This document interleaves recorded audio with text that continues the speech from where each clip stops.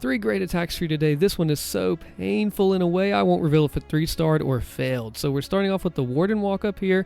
That Fireball. Oh, you gotta see it. Put a little bit of the Flame Flinger behind him for support. The Royal Champion in the south to go ahead and pick off that Monolith. So the idea is we use the Warden to get that Eagle up at the top. Royal Champion recall at the bottom to go ahead and knock out the Monolith. Get a little bit of value down there. Flame Flinger is protected over here. Now I want to set up that Fireball, like I said, for the Eagle. Something goes terribly wrong. I'm giving him support.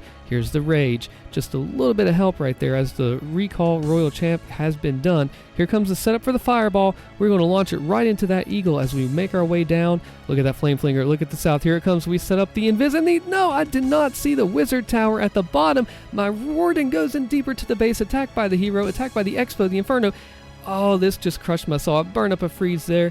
I did not see the Wizard Tower down at the bottom. The Eagle still stands. All the value, everything that I wanted to get is gone. The Eagle is popped. So now I'm like, well, I could go ahead and come in at the other side with the BK and AQ. I got to get the Eagle. Spiky Ball, EQ Boots coming in. Go ahead and knock him out. Well, where's all the value? My Warden's Fireball essentially wasted on a single freaking Wizard Tower. Oh, and this core is so insanely thick with just power behind it. Rage Tower, Ricochet, Rocket Loon, and Ice Golem, as if I needed anything else to worry about. The Ice Golem's going to freeze me up in the core as the BK is about to fall with the Phoenix coming to behind him. A lot of DPS going out. The Ice Golem's coming over to the side, targeting the Flinger. Oh, and the little Super Minion there to knock out the heroes. Thankfully, not really too much of a heavy Headhunter presence. Those are brutal for the Clan Castle, since most of these attacks are hero-centric now. But now I'm like, we have to do this with time. The Flame Flinger breaks, bringing out the Super Minis. I'm bringing in the Lava Loon from the bottom side, and the Royal Champion from the top. She's not going to last long. Thankfully, we can push through a little more. Can the attack be saved, or will it completely flop? We have a lot of power coming in through still, but it's not over yet. Let's go ahead and see what happens here. We're able to clean out the core and bring it on through, coming back for a 3-star. What's next? Now this base is pretty congested. Wonder what kind of value we can get out of this one. The Warden on the top and left side coming in, hopefully going to Fireball that big value with the mono all there. But the Royal Champion has to pick off that Eagle Artillery, so exposed as we go for the recall. Not a lot there. See, a lot of people, they may want to just burn up all of the Royal Champion's spears and shields, but hey, I got the value I wanted. We're going to recall it so we can get more long distance value here soon.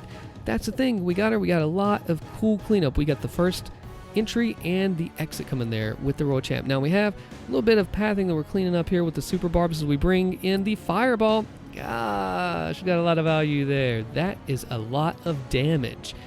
Got a mono, got a little Inferno Tower single, looking great. So this is really congested. So we bring in a late Flame Flinger. Could have probably stood to bring that a little earlier. Will it cost a 3-star? We will see. So being this congested, this is a great time to bring out those Earthquake Boots. Just got to get that Barb King a little closer. Opens it wide up, but pops the Queen ability now because she's already gotten some damage. Ice Golems, Headhunters, Archers, going to have a hard time for that BK coming in through there. That top side of the base in the upper left is completely cleared out, so we're breaking in here, trying to do a little bit of damage with that leftover Earthquake that we didn't need earlier for the Royal Champion. The Flame Flinger's going around the western side. That just Town Hall keeps wrecking through. Now, what are we going to do next for that back end? Remember, we still have the Royal Champion with the long distance attacks to do some more cleanup and some pathing there. So really liking that. Unfortunately, the heroes just caught up by the poison and the enemy RC and lots of stuff. Flame Flinger's still getting value on the left, so we have a little chunk here just in time for that RC to help relieve the teammates with the Ricochet Cannon attack. We have no more BK. It's just down to the heroes here. Lots and lots of power. I mean, you have a Scatter, Multi-Archer Cannon. This is a perfect time. We bring in some Lavas from the left to get that air defense down, and the bulk of the Lavas from the bottom right to help converge in with the rest of the army and really help out with the rest of the team. Now there are 52 seconds left here, so still a lot to be said for this time, and that makes it sound like it could be a potential time fail, huh? It's very, very risky because the Queen stuck beating on the walls. One Lava Loon can't do much by himself as the fire continues to rain down. That Poison Tower hopefully will not pop again, and we see that the Super Minions are coming in. Skellies may slow down the Queen in addition to Tornado Trap, so all is not well right now. We're still thinking that it's looking pretty good at a 94. We speed that along. We find out that it is the last thing down in the Inferno. Super Minion can't make it. The Queen secures the 3. Value City up in this one. We're dropping the Flame Flinger at the bottom to take out some of those bottom area bases. Bringing the Super Barbs in with the healers and the Warden. The healers are actually going off to the Super Barbs. Too many housing space, 20 to just distract them, but thankfully they're back on the Warden. Look at all that value with the Eagle, the Monolith, and those healers are getting just too close to those air defenses for comfort, as is that Flame Flinger with the Barb King down there. But let's see what happens there. The Warden takes out that Eagle, moves over to the right side, so I have to figure out what is my next entry going to be. The Town Hall is still pretty far away. Would love for that Flinger to be able to knock that out, but that hero is in the way. Those healers are so close to that air defense, but thankfully they're able to dodge around it.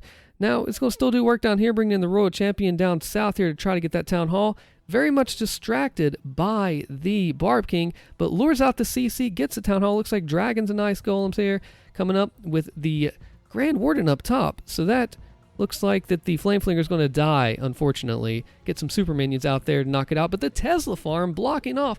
Those Teslas are tanking for that Monolith. The Fireball does some work there, thankfully.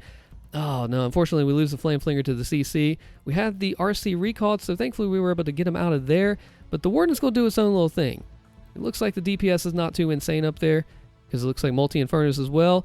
The CC is taken care of down there by the Super Minis and Poison, setting up the way for the Warden to take the top and the BKAQ Ice Golem combo to come in down on the side here. So we're taking this base across, just wiping it, but we now have the Super Minis doing some extra damage at the bottom, creating it pathing for the heroes to come right on through. We're all broke in, but it looks like that going around the side through that little opening. Now, this is a really good prime spot for these Earthquake Boots to just open this wide up. Remember, we still have everything here. We do not have our Royal Champion anymore, but we have everything else that we need. We have a little bit of a base left. Thankfully, the air can come in and hopefully wipe it out next. The Royal Champ is back into play. We didn't have her because we recalled her, but she's in action, going into the core with the Rage. Scatters, Infernos, anything powerful in that core. Those Rage Towers are doing a little bit of damage, but by this point, it was pathed out well enough to where you can see that we definitely nailed the 3-star. Check out this awesome dragon strategy here and subscribe for more videos.